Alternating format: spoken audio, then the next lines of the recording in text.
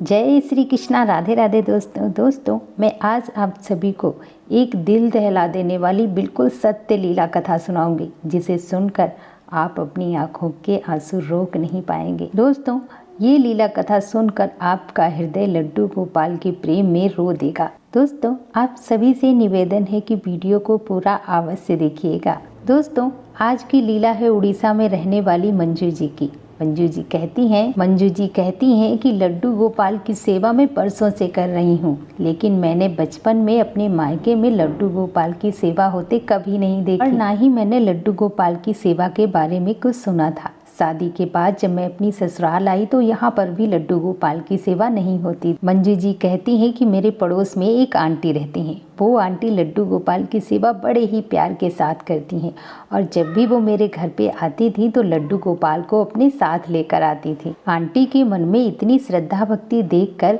मेरे भी मन में लड्डू गोपाल के लिए श्रद्धा भाव आने लगे। मैं भी उनसे बड़ा ही प्रेम करने लगी। दोस्तों, आंटी को लड्डू गोपाल की सेवा करते देख मुझे बहुत ही अच्छा लगता था। मैं बहुत खुश होती थी। मन ही मन में मैं सोचती थी कि लड्डू गोपाल कितने प्यारे हैं, कितने सुंदर हैं। काश मेरे घर भी लड्डू गोपाल होते तो मैं भी उनकी सेवा बड़े प्यार और बड़े जतन के साथ कर। मंजू जी कहती हैं कि फिर मैंने यह बात अपनी सासू माँ को बताई। सासू माँ मेरी बात सुनकर बहुत खुश हो जाती हैं और तभी मेरी सासू माँ मुझसे कहती हैं कि बहू, मैं तो बहुत दिनों से सोच रही थी कि मैं अपने घर पे एक लड्डू गोपाल लेकर के आऊँ और उनकी सेवा पूजा करूँ, पर पता नहीं क्यों लड्डू गोपाल मेरे घर आना ही नहीं चाहते हैं। इसी वजह से मैं कभी भी अपने घर पे लड्डू गोपाल नहीं ला पाई। कभी ना कभी कोई ना कोई बाधा आ ही जाती थी। पर बहू, तुम अगर लड्डू गोपाल को लाना चाहती हो तो ये बहुत ही खुशी की बात है और हम दोनों लड्डू गोपाल को अपने घर लेकर जरूर आएंगे और हम दोनों मिलकर अपने प्यारे से कन्हैया की सेवा बड़े प्यार से करेंगे। मंजू जी कहती हैं कि कुछ दिनों के बाद जन्माष्टमी का त्योहार आया। मैंने और मेरी सासू माँ ने सोचा क्यों ना हम जन्माष्टमी पे ही अपने घर लड्डू गोपाल लेकर के आए। फिर हम दोनों लड्डू गोपाल को अपने घर लेकर के आते हैं और जन्माष्टमी के दिन हम उन्हें अपने घर के मंदिर में विराजमान कर लेते हैं, उनकी प्राण प्रतिष्ठा करते हैं, उनसे बड़े ही प्रेम और भाव के साथ उनकी सेवा पूजा शुरू कर देते हैं। हमारे घर में जितने भी लोग थे ना, सभी लड्डू गोपाल से बहुत प्रेम करते हैं और मैं और मेरी सासू माँ दोनों मिलकर लड्डू गोपाल की सेवा किया करते थे। मंजू जी कहती हैं कि मेरी सासू माँ लड्डू गोपाल के लिए अपने हाथों से घर पे पोशाक बनाती थी और बड़े ही प्रेम के साथ उन्हें धारण करवाती थी। लड्डू गोपाल के हमारे घर आने के बाद हमारे घर में दिन दूनी और रात चौगुनी तरक्की होने लगी। मेरे पति और ससुर जी का व्यापार बहुत ही अच्छे से चलने लगा। मेरी ननद की शादी बहुत अच्छे घर में हो गई और लड्डू गोपाल की कृपा से मुझे एक पुत्र हुआ। मंजू जी कहती हैं हमारे घर में खुशियाँ ही खुशियाँ थी। हम सबका जीवन खुशी खुशी बीत रहा था। पर ऐसे ही हमारे जीवन में एक ऐसा दिन आया कि हमारे घर से खुशियां चली ही गई थी। मंजू जी कहती हैं कि एक समय की बात है, मेरी ननद के घर पे शादी थी। हम सभी को अपनी ननद के घर पे जाना था। मंजू जी कहती हैं कि इससे पहले ऐसा कभी भी नहीं हुआ कि हम अपने लड्डू गोपाल को छोड़कर कहीं गए हों। कहीं भी जाते थे अपने लड्डू गोपाल को अपने साथ लेकर जाते थे। पर शादी वाले घर में बहुत ज्यादा भीड़ भाड़ होती है, ऐसे में हम उनकी सेवा कैसे कर पाते। मंजू जी कहती हैं कि मेरी ननद का ससुराल बिहार में है और वहाँ पर तो नॉनवेज भी बनता है। वहाँ पर मुझे अपने लड्डू गोपाल को लेकर जाना ठीक नहीं लगा।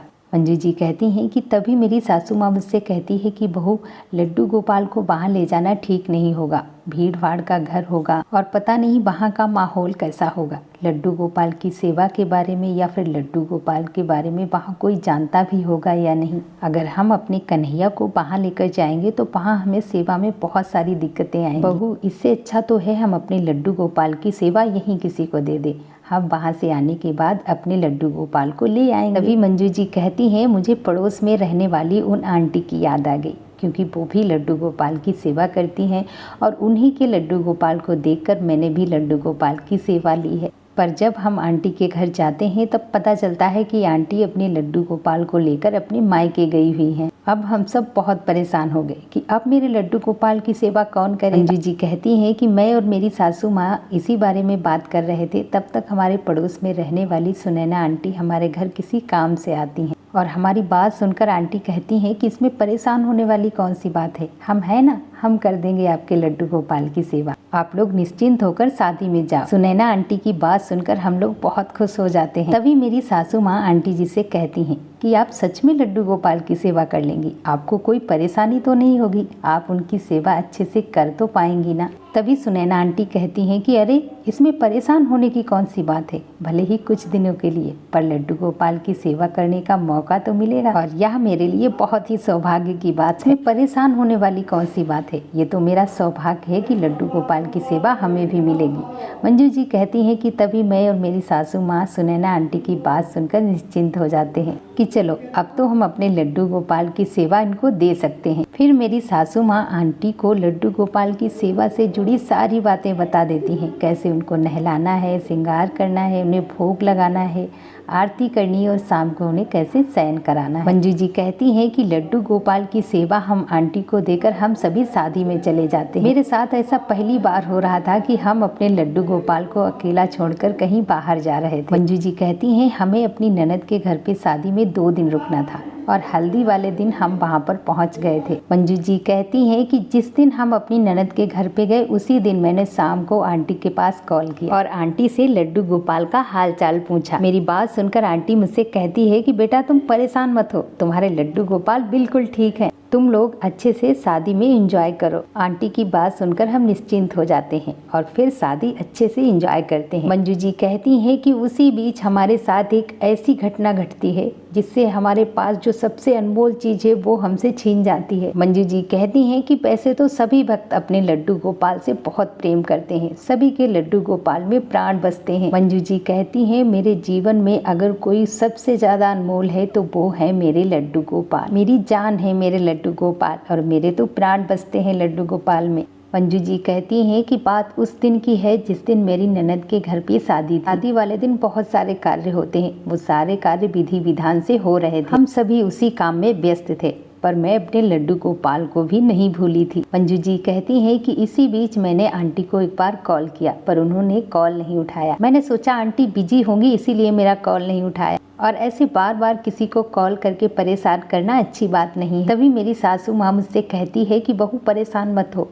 आज भर की बात है, कल तो हम वैसे भी अपने घर चले जाएंगे। शाम के टाइम पे सभी तैयार हो रहे थे, सभी अपने अपने काम में व्यस्त थे। मंजू जी कहती हैं कि मैं भी शादी के लिए तैयार हो रही थी पर एकदम से मुझे ऐसा लगा जैसे मैं खुली आंखों से सपना देख रही हूँ। मंजू जी कहती हैं एकदम से मेरी धड़कन तेज हो गई और मैं घबरा गई, मुझे ऐसा लगा जैसे बहुत ही कुछ बुरा होने वाला है। मंजू जी कहती हैं एकदम से मेरा मन इतना घबरा गया कि मुझे कुछ भी अच्छा नहीं लग रहा था, ऐसा लग रहा था मैं खूब रोऊं। इतने सारे लोगों के बीच मुझे अजीब सा एकदम अकेलापन सा महसूस होने लगा। मैं मन ही मन सोचने लगी कि अभी तो मैं ठीक थी, अचानक से मुझे क्या हो गया, कहीं मेरी तबीयत तो खराब नहीं हो रही है, ऐसा क्या होने वाला है जो मुझे इतनी ज्यादा तकलीफ हो रही है। मंजू जी कहती है कि तभी मेरी सासू माँ वहाँ आ जाती है और मुझसे कहती है कि बहू तुम अभी तैयार नहीं हुई, और जब वह मेरे पास आती है मुझे इतना घबराया हुआ देख कर वह मुझसे पूछती है कि बहू तुम परेशान क्यों हो रही हो, किसी ने तुमसे कुछ कहा है क्या, तुम इतनी डरी हुई क्यों हो, और तुम्हारी आंखों में आंसू कैसे हैं, बहू सब ठीक तो है ना।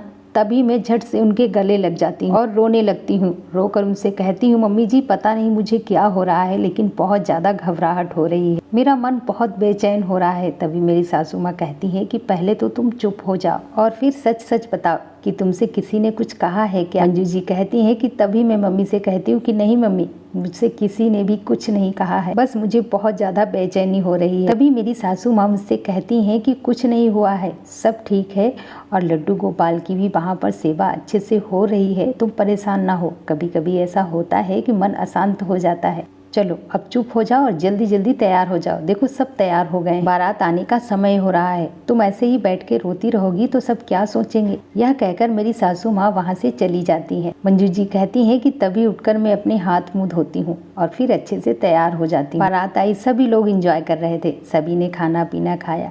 रात के करीब 2 बज रहे थे। कुछ लोग इधर उधर जाके सो जाते हैं और कुछ लोग मंडप में बैठे रहते हैं, पर मुझे कुछ भी अच्छा नहीं लग रहा था। तभी मैं अपनी सासू माँ से कहती हूँ कि मम्मी जी मुझे कुछ अच्छा नहीं लग रहा है, मेरा मन बहुत ज़्यादा बेचैन हो रहा है, मैं थोड़ी देर जा कर के आराम कर लेती हूँ। तभी मेरी सासू माँ मुझसे कहती है कि हाँ हाँ ठीक है, तुम आराम कर लो जाकर, तुम्हारी तबीयत ठीक नहीं है, जब आराम करोगी तो तुम्हारी तबीयत ठीक हो जाएगी। मंजू जी कहती हैं मैं एक रूम में जाकर लेट जाती हूँ, वहीं पर मैं अपने बच्चे को भी सुला देती हूँ और उसे सुलाते सुलाते मैं भी सो जाती हूँ। मंजू जी कहती हैं तभी मेरे सपने में एक बहुत ही भयानक घटना घटती है। मैं अपने सपने में अपने प्यारे से लड्डू गोपाल को देखती हूँ, पर ये क्या, मेरे लड्डू गोपाल पूरी तरह से जले हुए थे। मेरे लड्डू गोपाल के शरीर पर कोई भी वस्त्र नहीं थे, उनका श्रृंगार एकदम से खराब हो चुका था। जी कहती हैं, मैं सपने में ही सोचती हूँ कि मेरे इतने सुंदर से लड्डू गोपाल आज ऐसे क्यों दिख रहे हैं, पर मेरे लड्डू गोपाल तो जल गए हैं, क्या हुआ है मेरे लड्डू गोपाल। जी कहती हैं कि तभी मैं देखती हूँ मेरे लड्डू गोपाल की आंखों से आंसू बह रहे हैं। मेरे लड्डू गोपाल का शरीर पूरा काला पड़ गया था,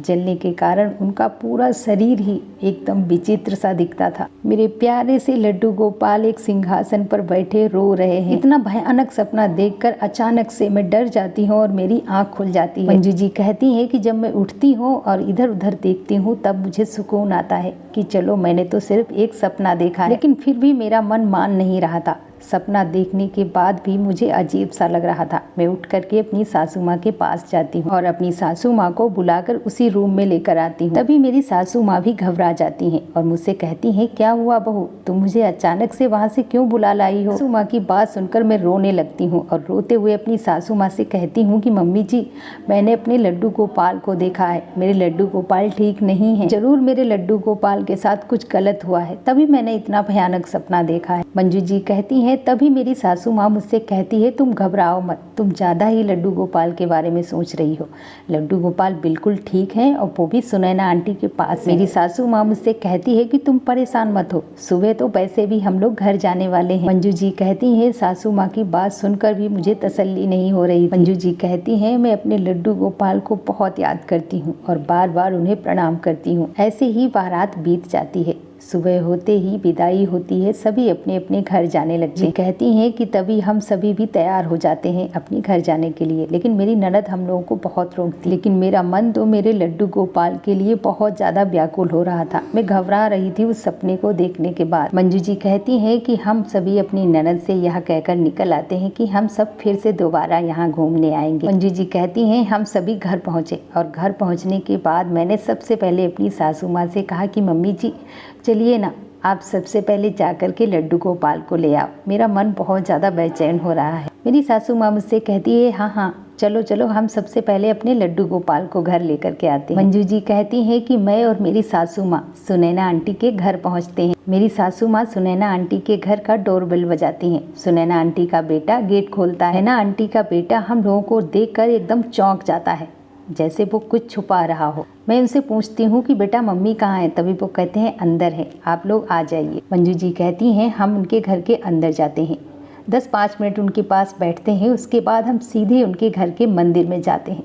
मंदिर में पहुंचते ही जो हम दृश्य देखते हैं उसे देखकर हमारी आंखें फट जाती हैं। वहाँ पर जो मैं देखती हूँ उसे देखकर मुझे अपनी आंखों पर विश्वास नहीं होता। उनका पूजा घर पूरा जला हुआ था, उनका पूरा मंदिर जला हुआ था। मंजू जी कहती हैं, मैं आंटी का मंदिर जला हुआ देखकर मुझे तुरंत अपना सपना याद आ जाता है। मंदिर जला हुआ देखकर मैं घबरा जाती हूँ और मैं आंटी से पूछती हूँ कि मेरे लड्डू गोपाल कहाँ हैं। मंजू जी कहती हैं कि तभी सुनैना आंटी रोते हुए मेरे पास आती हैं और मुझसे कहती हैं कि बेटा मुझे माफ़ कर दो, मैंने तुम्हारे लड्डू गोपाल का अच्छे से ख्याल नहीं रख पाया। आंटी रोते हुए मुझसे कहती है कि मेरा विश्वास कीजिए, मुझे खुद नहीं पता कि यह सब कैसे जल गया। तभी मेरी सासू माँ आंटी से पूछती हैं कि यह सब क्या हो गया और कैसे हो गया। मैं आंटी से कहती हूँ कि आंटी मेरे लड्डू गोपाल कहाँ हैं, सबसे पहले मुझे मेरे लड्डू गोपाल लाकर, मुझे मेरे लड्डू गोपाल से मिलना है। तभी आंटी मुझे अपने रूम में लेकर जाती। मंजू जी कहती हैं कि आंटी के कमरे में जाकर जो मैं दृश्य देखती हूँ उसे देखकर मेरे पैरों तले जमीन खिसक जाती है। मेरे प्यारे से लड्डू गोपाल जले हुए बैठे हैं, उनका पूरा शरीर काला पड़ चुका है, उनका पूरा श्रृंगार निकल चुका है, सेम वही दृश्य जो मैंने अपने सपने में देखा था। मंजू जी कहती हैं कि लड्डू गोपाल मेरे जले हुए एक टेबल पे बैठे थे, उन्हें देखकर मेरे आंखों से आंसू नहीं रुक रहे थे।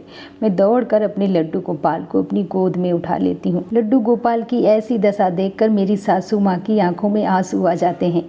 तभी वह आंटी मुझे पूरी बात बताती हैं। वह कहती हैं, रोज की तरह मैंने शाम के टाइम पे दिया बाती किया था। आंटी कहती हैं कि दिया जलाने के बाद हम खाना बनाने के लिए चले जाते हैं। थोड़ी देर के बाद हम देखते हैं जिस रूम में हमारा मंदिर स्थापित है, जहाँ पे मेरे लड्डू गोपाल बैठे थे, उस रूम से बहुत तेज़ धुआं निकल रहा था। हम सभी दौड़कर उस रूम में जाते हैं, लेकिन जब तक उस रूम में दौड़कर हम जाते हैं पूरा मंदिर जल चुका था। वहाँ पे तस्वीर और भगवान जी की फ़ोटो, लड्डू गोपाल का झूला, उनके वस्त्र सारे ही जल चुके थे। हमने जल्दी जल्दी पानी डाला, लेकिन तब तक लड्डू गोपाल जल चुके थे, उनका पूरा श्रृंगार उतर चुका था। आंटी रोते हुए कहती है कि मुझे नहीं पता कि इतना बड़ा हादसा मेरे घर में कैसे हो गया, मैंने तो ठीक से दिया जलाया था। रोते हुए आंटी कहती हैं कि लड्डू गोपाल की सेवा में हमसे क्या भूल हुई कि लड्डू गोपाल ने हमें ऐसी सजा दी, हमारे घर में इतनी बड़ी घटना घटी। मंजू जी कहती हैं, आंटी की बात सुनकर मुझे समझने में जरा भी देर नहीं लगती कि शाम को मुझे इतनी बेचैनी क्यों हो रही थी, मैंने ऐसा सपना क्यों देखा था। तभी मेरी सासू माँ सुनैना आंटी से कहती हैं कि आप रोइए मत, परेशान मत होइए, इसमें आपकी कोई गलती नहीं, होता वही है जो हमारे ठाकुर जी चाहते हैं, इसके लिए आप शर्मिंदा मत होइए। उसके बाद हम अपने लड्डू गोपाल को अपने घर लेकर के आते हैं। मंजू जी कहती हैं कि जब हम घर आते हैं तो मेरे पति और मेरे ससुर जी लड्डू गोपाल की ऐसी दशा देखकर घबरा जाते हैं। हम सब बहुत दुखी थे कि अब मेरे लड्डू गोपाल कैसे ठीक हों, मेरे लड्डू गोपाल ठीक कैसे होंगे। मंजू जी कहती हैं कि सबसे पहले तो हम अपने लड्डू गोपाल को पंचामृत से स्नान कराते हैं, उसके बाद उन्हें चंदन का लेप लगाते हैं, उन्हें वस्त्र पहनाते हैं। मंजू जी कहती हैं कि लड्डू गोपाल की ऐसी दशा देखकर, पूरे जले हुए देखकर मुझे बहुत दुख हो रहा था, मेरी आंखों से आंसू नहीं रुक रहे थे। मंजू जी कहती हैं कि मेरे लड्डू गोपाल को उस टाइम पे कितनी तकलीफ़ हुई होगी जो उन्होंने मुझे सपने में दर्शन दिए। मैं इतनी नासमझ कैसे हो सकती हूँ कि मैं अपनी लड्डू गोपाल की हालत को समझ नहीं पाई, उनके सपने को समझ नहीं पाई। ऐसे ही कुछ दिन बीते, मेरे पति ने बहुत जगह पता किया कि लड्डू गोपाल का श्रृंगार कहाँ पर होता है, पर पास पड़ोस में कहीं पर भी लड्डू गोपाल का श्रृंगार नहीं होता था। कुछ महीनों बाद हमें एक जगह पर पता चला कि वहाँ पर लड्डू गोपाल का श्रृंगार होता है। मंजू जी कहती हैं, मैं और मेरे पति लड्डू गोपाल को वहाँ ले करके जाते हैं और फिर हम अपने लड्डू गोपाल का वहाँ श्रृंगार करवाते हैं।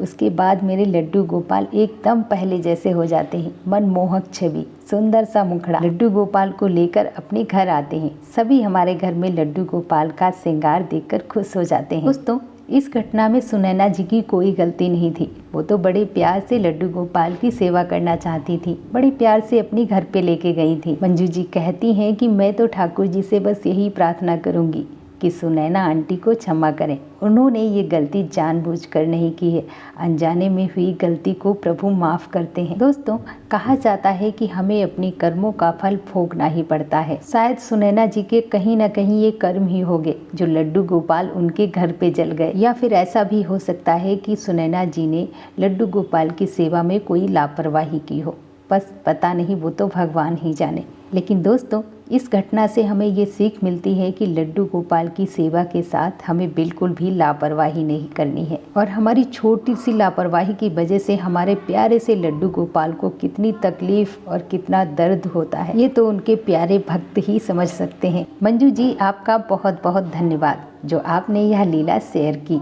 दोस्तों, अपना प्यार और साथ ऐसे ही बनाए रखना। तो प्रेम से बोलो लड्डू गोपाल की जय, वृंदावन बांके बिहारी लाल की जय। जय जय श्री राधे।